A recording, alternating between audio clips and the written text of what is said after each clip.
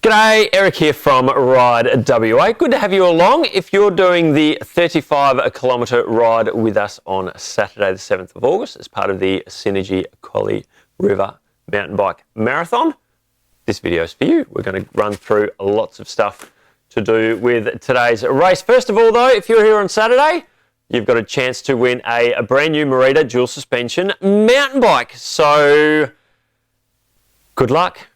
Never know if it's going to be you. We are very excited to have Merida partner with us and come along for the ride for the weekend. If you are looking for a new bike, Merida makes some absolutely sensational bikes, and check out your local dealer for Merida bicycles.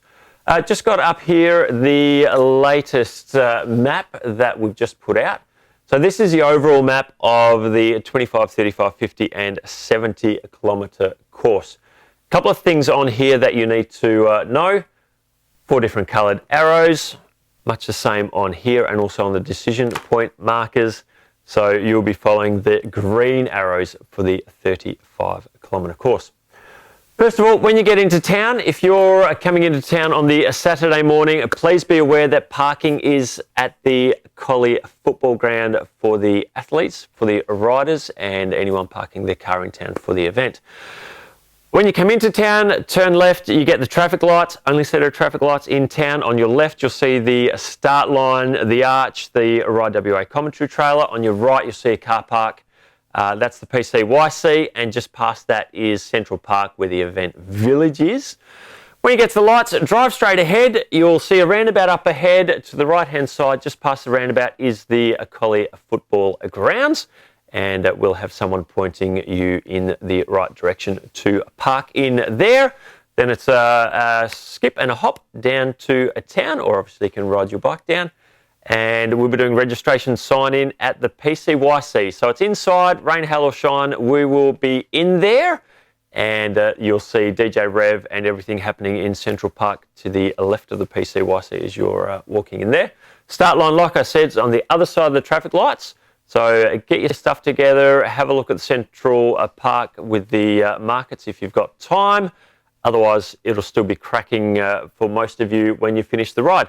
Start line on the other side of the traffic lights, and we'll actually start the groups pretty much by distance. 70 kilometre riders go first, then 50, then 35, and then we'll set off the 25 kilometre riders. So keep that in mind. A couple of things to be aware of. I'll change over to the other map in a minute. For a spectator point at Harris River Estate Winery, head up. Just put in Harris River Estate Winery in Google Maps or your iPhone, and that'll take you out there. It's about 4 kilometres north of Collie, and great spectator point. There'll be toilets there, there's water there for the riders, and their cafe will be open if you want to grab a coffee. I'm sure they'll sell you a beautiful wine as well. So that's pretty much it. When you get to registration, you're going to be picking up your race number, whatever that happens to be. On the back of there is emergency contact number. If you're at the race, if you're anywhere around the course, you have a mechanical, there's an issue, there's a incident where someone is hurt a little bit, then call that number. If it's life-threatening, jump straight onto 000 or straight onto your Emergency Plus app on your phone. If you haven't downloaded it, please download it. The reason is when you hit the call button from the app, open the app up, hit the call button, the operator gets your latitude and longitude reading straight away, and they can get help out to you sooner. Not just for this race, use it for any race, use it whenever you need to call 000, which I'm sure isn't very often, but it's one of the must-have apps on your phone. The other thing you'll get at the registration is a bit of a goodie bag, including one of these cool mud guards, come in a pack with the cable ties and everything. So front mud guard for your bike, and just goes in between your front fork or in between your rear stays. And really, really great memento of the ride that you're having with us. Let's change over to your map, which is, again, green arrows 35-kilometre course. So out on course, that's one of the arrows you will be looking at. And the other one you'll see quite a lot, that's all 4 courses on the same board. Now this will actually have your distance to go on the bottom. You'll see some more of those next week on social media and probably in the email that goes out to you as a rider as well. So you'll leave the start finish line, like I said, after the 70 and 50 kilometre riders have headed off. You'll head out of town, you'll head down the starting chute's bitumen, then it's grass, and then you go up a sandy track and then cut across an old bitumen access road down towards the Mundabiddi. On the bitumen road, there are some big potholes, so you just need to be aware of that. If you're at the front and you see a pothole, just call out to the riders behind that there is a pothole in the road and to be a bit careful. When you get to the end of the bitumen road, you'll see a railway crossing, cemeteries across the other side of the highway, hard right there onto a sandy track, and straight away another hard right that takes you up onto the Mundabiddi. So be careful of that. We'll have some marshals pointing you the right way there. All the way out from town up the Mundabiddi till you get to Mornington Road. So you cross Patstone and Mornington Road, pretty much fire trail all the way. So if you are racing, if you're one of the juniors, there's plenty of room to get to the front, to get yourself into a group and get working together. Once you are across the road, you'll go under the power lines to a car park. You'll sort of double back on yourself. You're going to get to a decision point. Let me just move that. There'll be a big A-frame board like that there. Now, these are at every decision point that you come to. You are the green arrows. You're doing a 35-kilometre ride. So as long as you remember you're green, you're doing, so that's 25, 35, 50 and 70. You're doing the medium length, not the short, although it's the shorter of the full loop. Anyway, following the green arrows. So when you get to this decision point, yes, I'm following green arrows. I'm doing M and 35 Ks, green arrow, follow that. Once you get past your decision point, you will have then a confirmation arrow or arrows, depending how many trails are going that way. Well, there's a good chance that will actually, if there's 3, after that decision point I just showed you, for example, we'll actually have this one covered up and you'll just have a green, red and blue arrow.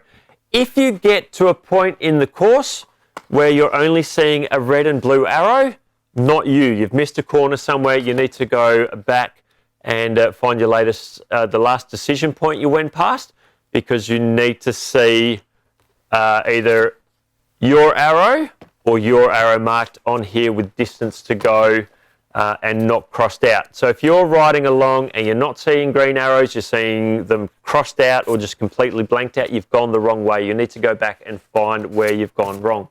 We do have marshals at pretty much every decision point, and look, they're out there to help you. So if you have any dramas, let us know. If you start your speedometer at 0 when you leave town, if you have any issues and you call the number on the back of your race plate and go, hi, I'm doing 35 Ks, my speedo's reading 21 kilometres, I think I've gone the wrong way, we're going to have a bit of an idea where you are and tell us what sort of terrain you're riding, and we can pretty much pinpoint where you are and either help you out, say that you are on course or you're off course. Anyway, we're here to help. So rest assured, we are going to make this day as fun for you as we possibly can. A few other signs that you need to be aware of. If there's any serious technical bits of trail, caution, danger ahead. Could be a water crossing, it could be a rock garden, could be a log over. So keep an eye out for that. If you have gone completely off track, we've got a heap of wrong way, go back markers. They'll either look like that, or in some instances they'll look like that, but most likely those big bright orange ones to help you along. Anyway, back to the course. So Mornington Glory down there is fairly narrow. There's not a lot of opportunity to pass. There's a lot of berms and little lumps and sort of it's like a pump track. It's pretty average to ride for the first 100 metres or so. Once you start going downhill, it really livens up. It's an awesome bit of trail. There's a couple of little tabletops along there. Anything along here is rollable. You can basically just roll onto the top and roll down. There's nothing gnarly. There's no gap jumps or big drop-offs anywhere on this trail. You go up Dead Cats, which is some cool old school trail, and there are some sections along there that are really easy to pass on. When you get to Rays Trail, there's another split there. So 35, 50 and 70 kilometres turn right into Rays Trail. The adaptive riders go straight on. Rays Trail is a really old school technical trail. It hasn't got big features on it. There's just lots of corners. There's lots of little features. It's not completely stop-start, but it is old school single track. It is narrow. There's not a lot of room to pass. There are a couple of sections that are easier than others, but if you're a good technical rider, try and be at the front of your group when you get into Rays Trail. On that note, if you're not a technical rider and the rider that you've been behind has ridden off from you and you've got 4 or 5 riders behind you, or even 1 or 2, and they're calling out, rider behind, can I please pass? Please just pull off, let them pass. You're not going to lose more than 5 or 10 seconds by the time you've pulled off the trail, stopped or slowed right down, let them pass. Get back on the bike. Everyone's going to have a much nicer ride if you do that, and that goes for anywhere along the trail. We're not racing for sheep stations, and we want you all to have a good time. So if you've got riders behind you, pull over. If you're behind a rider that's going slowly, give them a couple of opportunities to let them know that you're there, and just try and be courteous. Please try and be courteous. Let them know what side you're passing on. Particularly in the 35 kilometres, there's a lot of riders that may not have done a mountain bike race before. This could be their first event. Let's give them a really good experience, please and thank you. Race trail, so it's about a 6 kilometre single track trail. This is the most of Rays we've ever done in one event. Normally for the old cross country events, we'd start at Harris River Winery and do half or a third or 2/3 of the trail and then back through the winery. So now just before you start climbing back up to the car park at the end of the race trail, you actually double back on yourself, follow up an old fire trail and then link into the winery. That winery course isn't on any of the maps that we've put out. It is private property and will be marked on the day. You're looking between 800 metres and a kilometre of trail in there. No big climbs, not a lot of elevation. Basically, you ride through the winery, go in front of the main lawn area, and the spectators can watch you go past as a rider. We're expecting, if you're a spectator, the lead elite guys will be through there probably about 8:35, 8:45, and then the tail end riders 9:30, 10 o'clock. So you've got plenty of time. Once the riders start, jump in your car and drive out to the winery, and you can see some of the spectacle that is the Collie River Mountain Bike Marathon. Once you've come out of the winery, you'll ride up some fire trail down the back of the race trail block and then pop out on the road. You actually ride back up the road towards the car park for a bit. Before you get to the car park, there's a bit of a fire trail that goes back into the forest, and then you join back in on the Arklow Adaptive Trail. You follow that adaptive trail. There is another decision point there where you go straight ahead and the adaptive 25 kilometre riders go straight ahead. And then the 50 and 70 kilometre riders turn right and head up towards Harris Dam. At that decision point and the one just before Rays Trail, and there's another one further down, there'll actually be barricading that you ride through. And then at the end of that barricading, we'll have our decision point board again, and just take notice of that. Whenever you get to barricading that you need to ride through, that means after that barricading there is a decision point. You need to concentrate and make sure you follow the right colour and distance. So pretty straightforward. We think it's the best system that we've seen in marathon racing, where there's there's different trails going around. So hopefully it works. Would love to hear your feedback on that and anything else after the race that we can change. After that decision point, some really cool single track through there. And when you pop out of that, you come to the next checkpoint. So I think for you guys and girls doing 35, it's just over your 20k mark. And there's toilets, there's portable toilets, there's food and water, there's an ambulance there, and there's probably a few people there that can help with any technical issues. You then continue on down Arklow Adaptive. When you get to the bottom of that, where the Bibbulmun and Mundabiddi cross a bridge, you'll cross that, and then you'll head back up. We'll try and get you on some single track through there, and then back up power line to the main car park underneath the power lines. Then you've just got to ride the Mundabiddi and that bit of bitumen sandy track back to the start finish. Finish line, same as the start line. You'll see a blue Wambenja arch there, all the synergy bunting up and down the barricading at both ends.